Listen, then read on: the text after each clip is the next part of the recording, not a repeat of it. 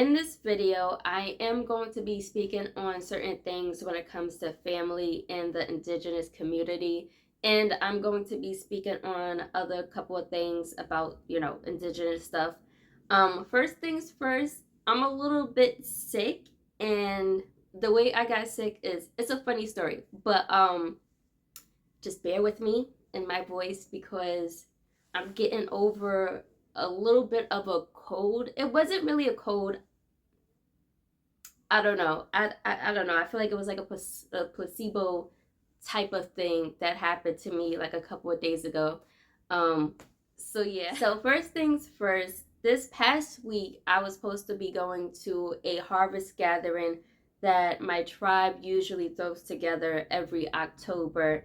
However, due to all the hurricanes, we had to cancel it, and you know I was a little bit heartbroken, but at the same time, safety is first, like safety first. And I have family and friends who live in Florida, and I was nervous for them, but luckily, all of them are safe, and that's a good thing. So, prayers to everyone else in Florida, and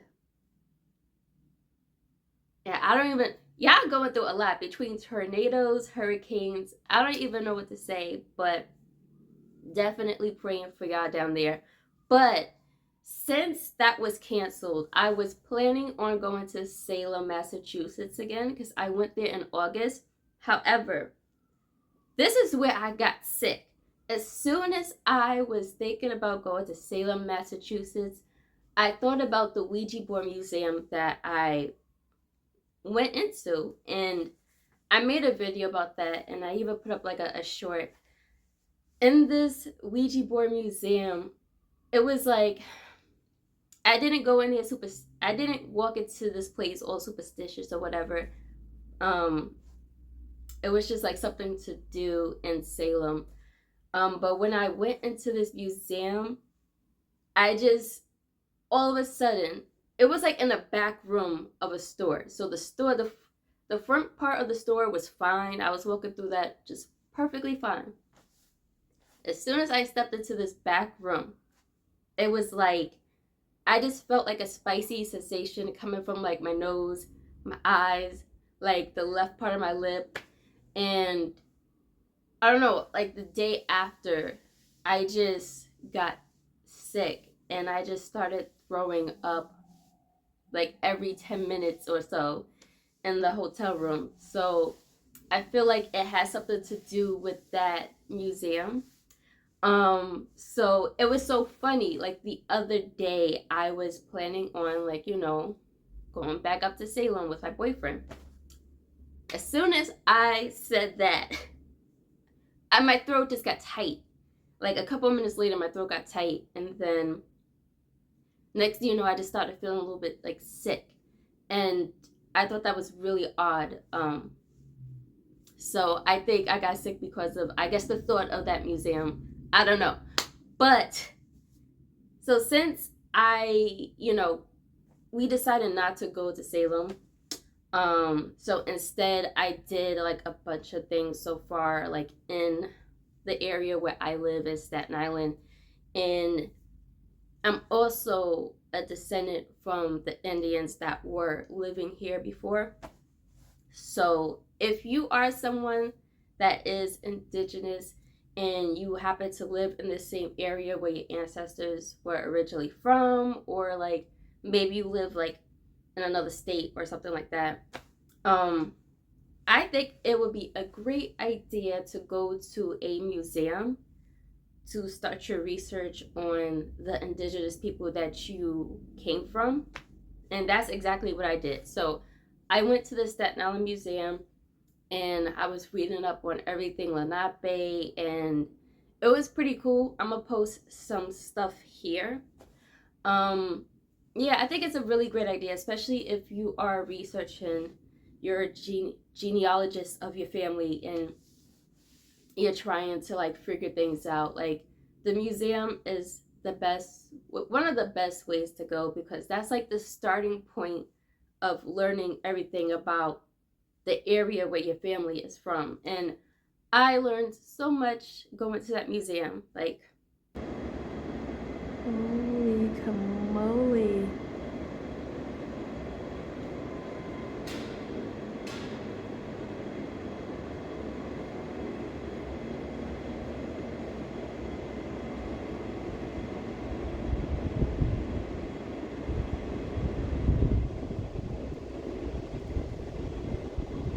I don't know if the camera's doing this size its justice because this is so huge in person.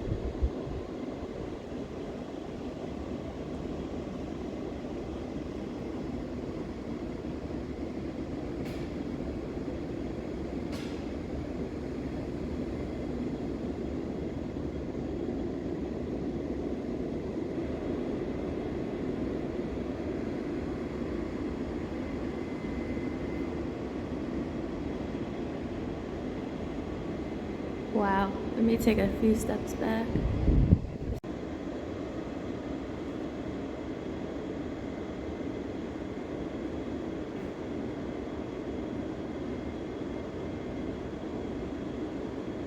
So another thing that I was planning on doing besides the harvest gathering down in North Carolina, usually when I go down south, I usually bring certain tarot card decks. Like, I'm gonna show you right now. So I got this Hoodoo Tarot deck, and I love this deck.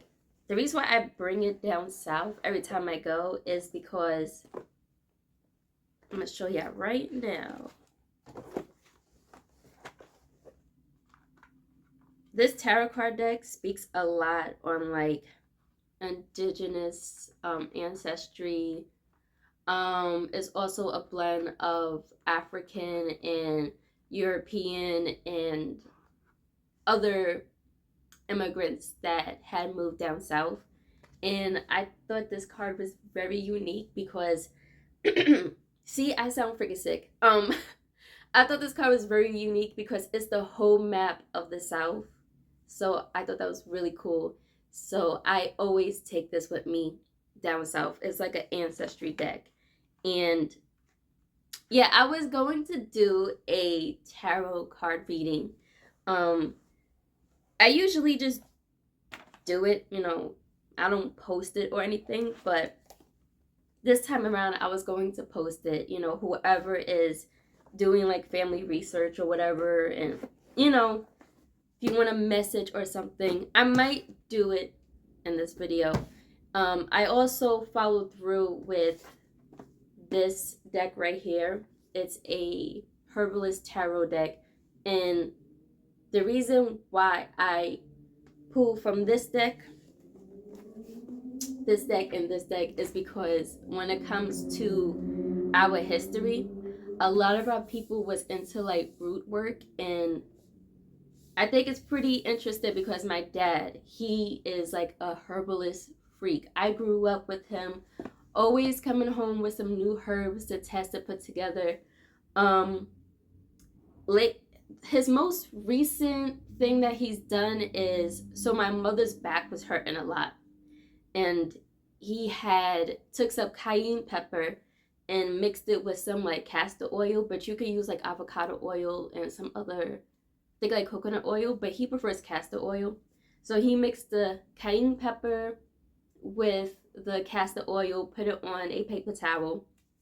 He put it underneath my mother's foot, and sorry y'all, I'm really sick. But yeah, so he put it on a paper towel and he put it on my mother's foot, and he wrapped it up, and she slept with it overnight. And then in the morning time, it was like she had like black gunk coming from her feet, so it was her body getting rid of those toxins, and her back was fine. Like ever since he's been doing that, her back's been fine. And I'm like, Dad, you know you're doing some type of root working things that our ancestors used to do. And, you know, he never really thought about it like that. So that's why I put these two decks together when I do like a tarot card reading. So I might just do one at the end of the video.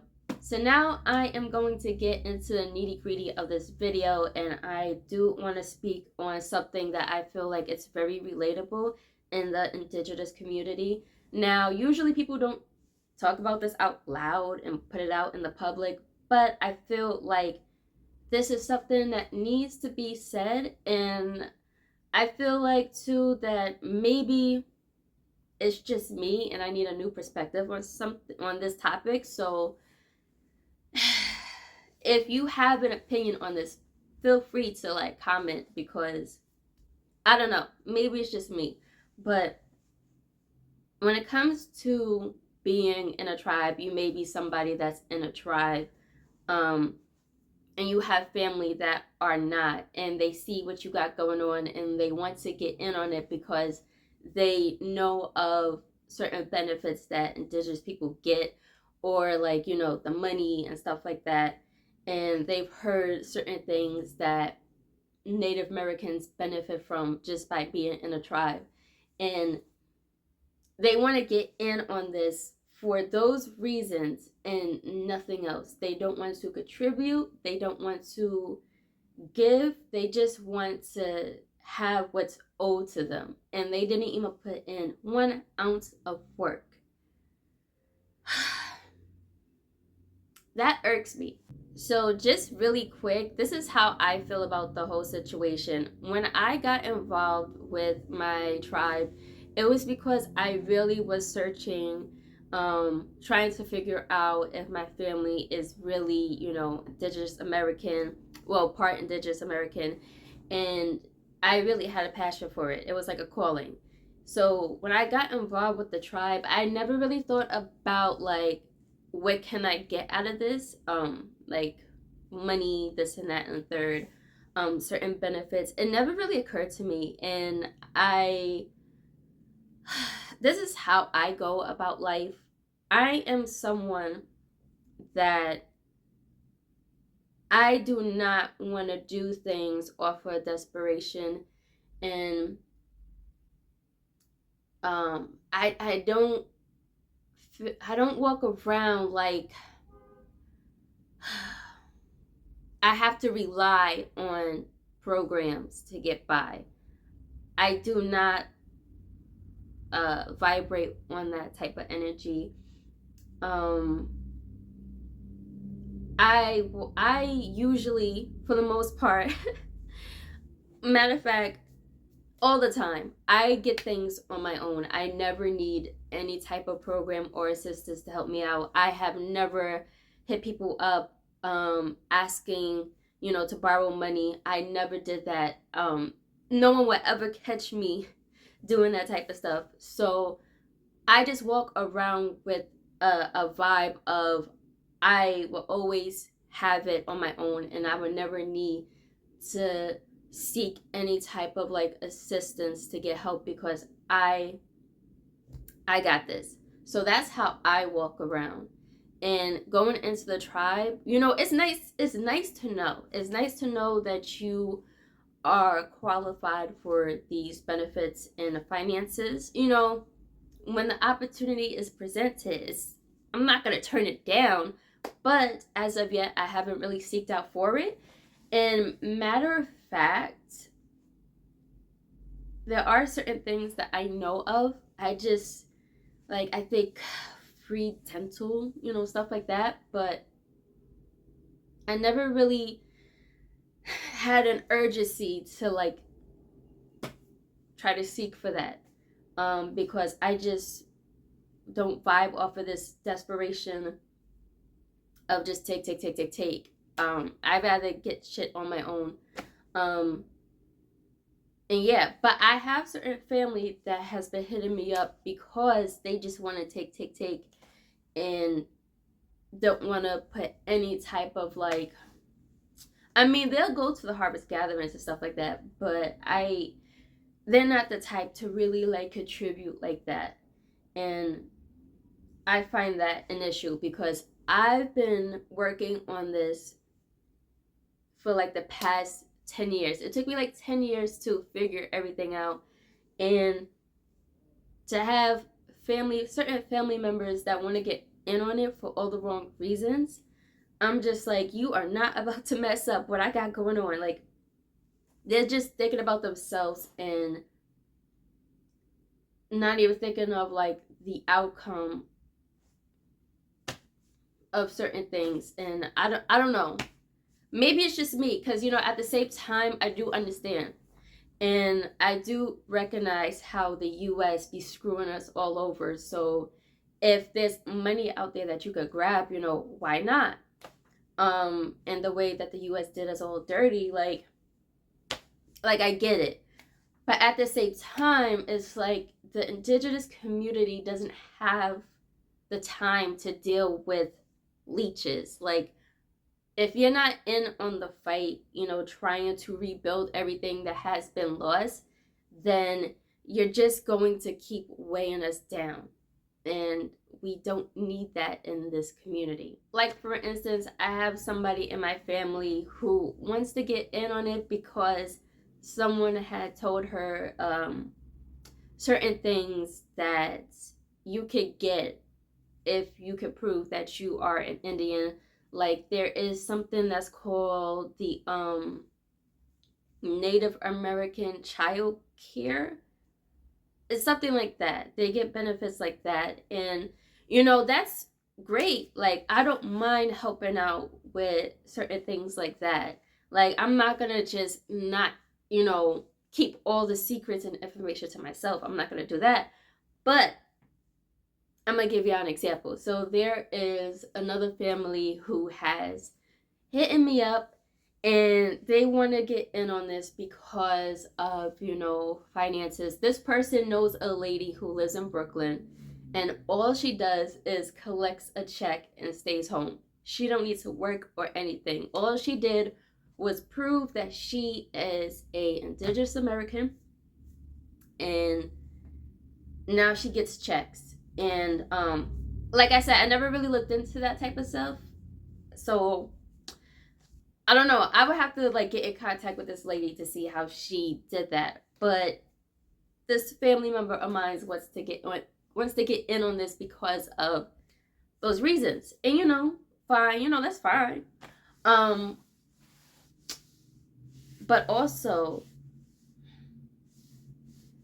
I was telling this person about land that I have found that the family owns, still in North Carolina, this, that, and the third. And I figured this person already knew about it because my grandfather grew up on a farm and this and that. So I figured my grandfather had told everyone, but I guess not. Like, only a few people in my family knew about this, like my dad. So I found land that my family, still owns and stuff, and I'm trying to figure this all out. And this person wants to know more about it because they would like to move down there and just live on the land, even if it's just on like a trailer truck or whatever. And I could tell this person is being really, really greedy. And if I was to give this person all of the information that I have found, they would screw me over instead of trying to collaborate and be like, okay, what are we going to do with this land, and how, bigger things besides living on a trailer truck on the plot. Like, so, and that took me 10 years to figure out. And I have certain family members like that who would just, instead of researching or whatever, they just want to know. And as soon as they find out and how to get it, they would screw me over after all the work that I put in.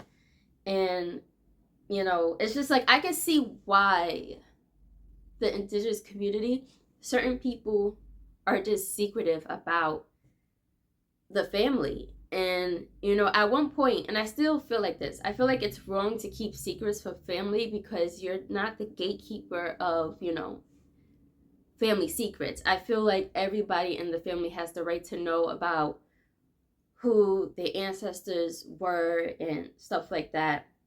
But at the same time, you got family members that will screw you over. And, like, for an example, I made some videos about me being a descendant of Sandy Ground, which is the oldest Black American settlement in the United States. And I hit up certain people in my family to try to get like more information, just genuinely just trying to put it all together. And luckily I have someone in this family that was able to give me so much information about our Lenape heritage and certain people in the family that still go to the powwows and where they live and stuff and who I could hit up. But that was just one person. That was really nice to tell me. Everybody else was just like crickets, just silent. And, I would hate to turn into that type of family member where I just don't give no information. I'm just being very quiet. But at the same time, I get it. You don't know what people's, goals are with this. Like, if you tell them, okay, this is who we are and this is what we own and this, that, and the third, like, what are they going to do with this information? Are they going to, like, screw you over? Or, like, are they willing to, like, help out with certain things, It just bugs me. But yeah, when it comes to like getting financial benefits and stuff like that, I mean, go for it. Like, fuck it, whatever.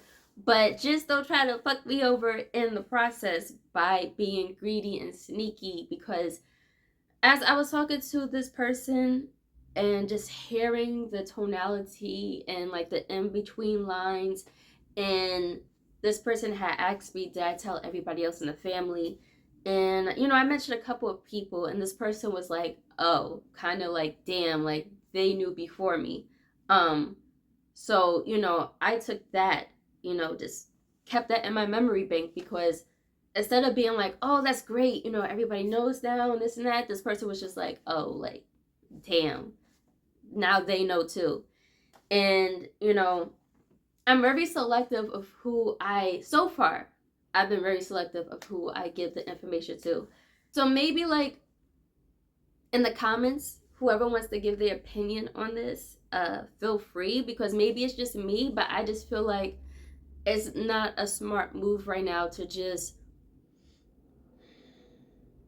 tell just anybody in the family, even though everyone has the right to know. But ooh, some of them will be so quick to screw you over. So I don't know. So with that being said, I might as well pull from a deck to just like get some type of message. Certain people in my family, like this person that I spoke about, this person is a Christian, and this person had asked me would they have to like do certain things in the tribe, like do like lighting fires and stuff like that. They made it sound like very like witchy and hoodoo voodoo like. And I was like, no, like, you don't have to do all that. But at the same time, I'm like, you want to get involved in this community for financial benefits and stuff like that, and you got the nerve to kind of like talk down on the spiritual traditions that our family's been doing for like a long time. So I don't know.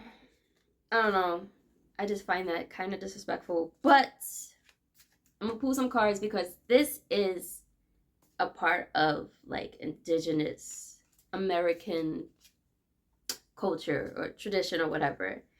And not so much of card readings, but when it comes to like dreams and a divination and root working and stuff like that. So this is like the same type of form. So I don't know. I'm gonna pull a card and I'm gonna see. Since this is my first time doing this, I already pulled from the hoodoo deck.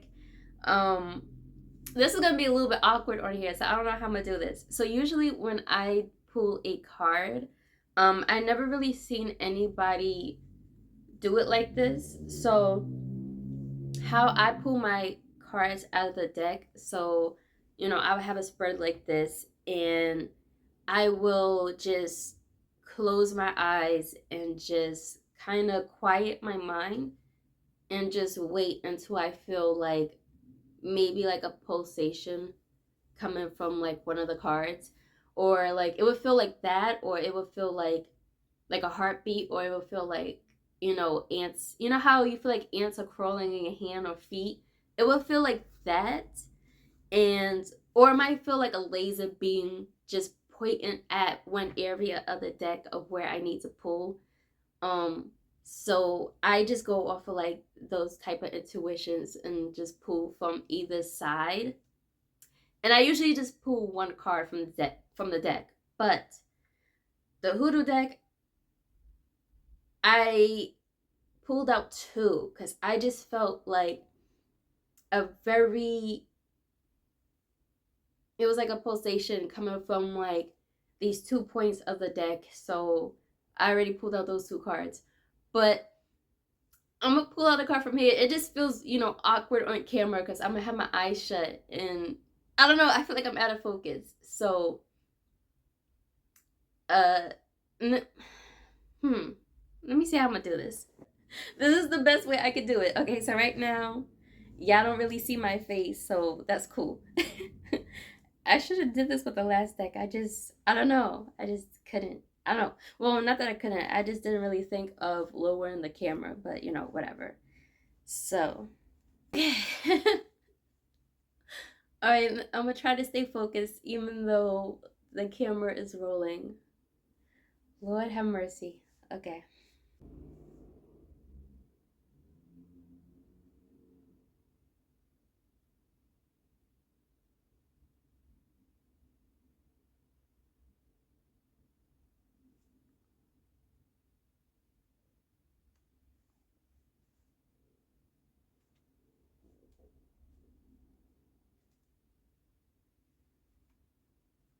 If y'all hear something, it's my tummy because I'm starting to get a little bit hungry.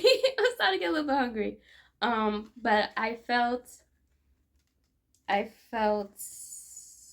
like a sensation coming from that certain side of the deck. So we're gonna see. So for the three cards I pulled out two from the Hoodoo Tarot deck. I'm gonna just read the meaning of it really quick because I don't want this video to be too long, and I'm starting to get hungry. But for this deck, I pulled out the 10 of Coins, and as you can see here, it's like a family gathering. And the meaning of this image, it says, a happy, affluent family is spending time together during family game night. The coins they are wearing and playing with were passed down from generation to generation. So, every now and then, ancient coins from as far away as Greece, Rome, and China are found throughout the United States. In Hoodoo, old coins are considered very lucky. So I find this very interesting how I pulled out a card about family and having things being passed down from generation to generation. So that's what I got here. But I also pulled out the Daughter of Styx. And for this image, it says the Daughter of Styx is rearing up on a horse in order to change directions. The flock of birds above forming an arrow indicate that this is the best course of action. So I thought this was interesting because of the next deck that I pulled a card out from. It says something kind of similar. Okay.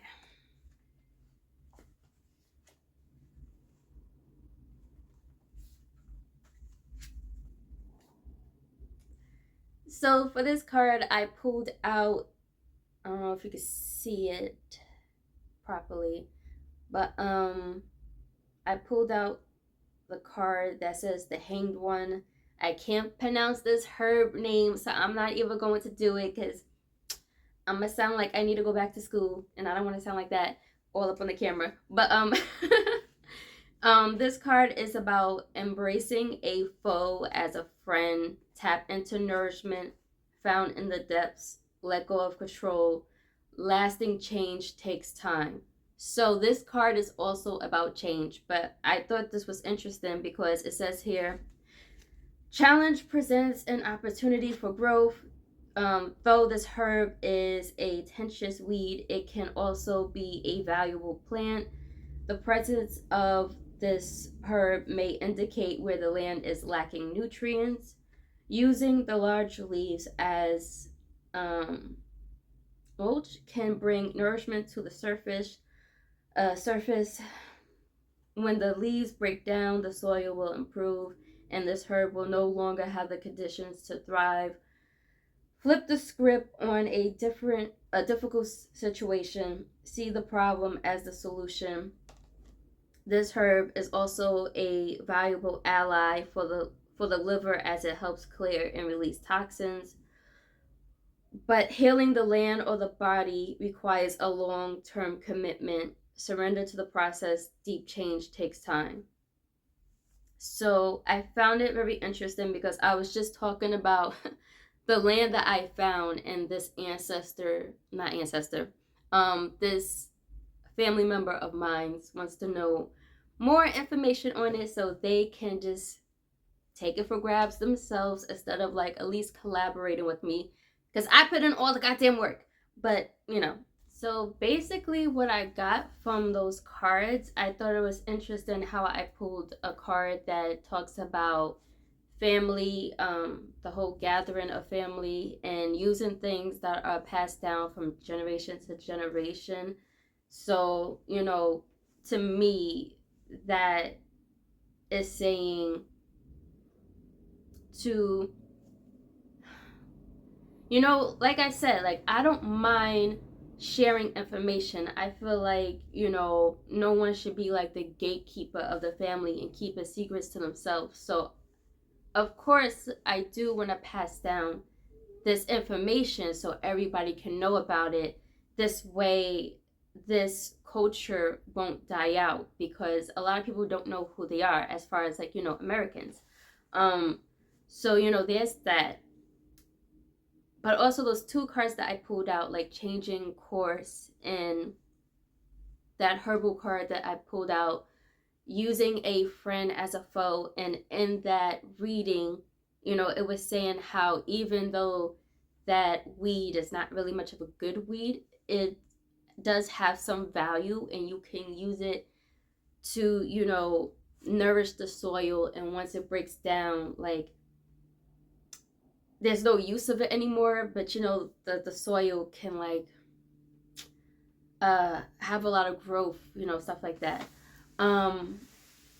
So to me, this is just a reading, but to me it sounds like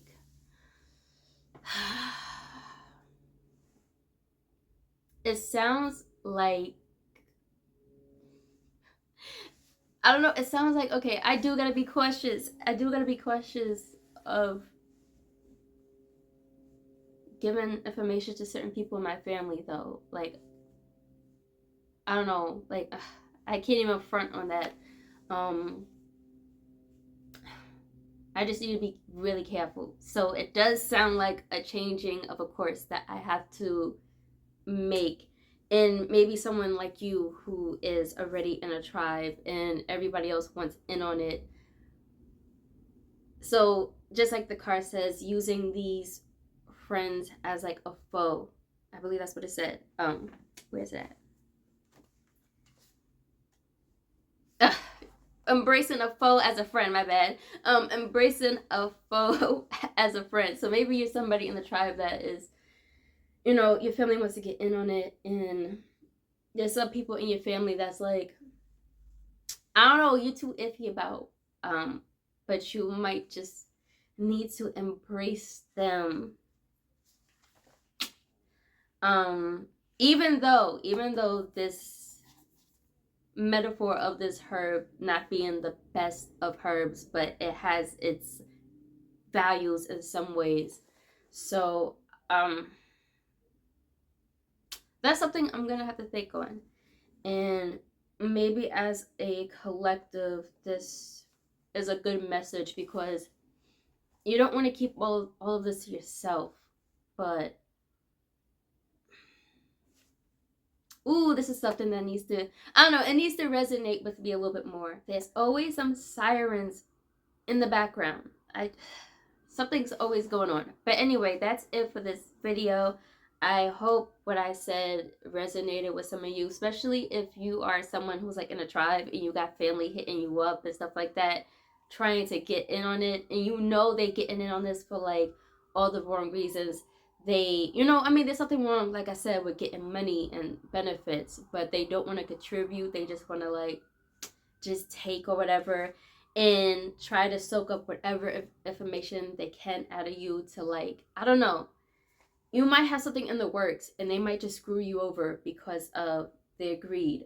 But I don't know, I hope this video helped, or at least you know that this is something that a lot of us are going through, and you're not the only one. So there's that.